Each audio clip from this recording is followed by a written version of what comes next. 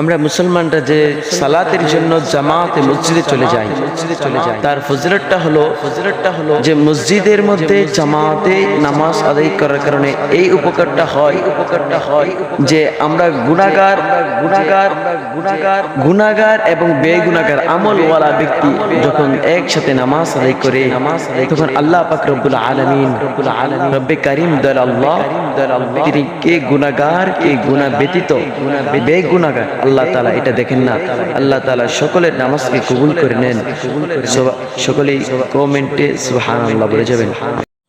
রাসূল সাল্লাল্লাহু আলাইহি ওয়াসাল্লাম বলেন, যে ব্যক্তি এশারের নামাজ জামাতের সঙ্গে আদায় করবে এবং যে ব্যক্তি ফজরের নামাজ জামাতের সঙ্গে আদায় করবে, রাসূল সাল্লাল্লাহু আলাইহি ওয়াসাল্লাম বলেন ওই ব্যক্তির যে গোটা পুরো রাত্রটাই আল্লাহ পাক রব্বুল আলামিন ইবাদতের নামে কবুল করে নেন।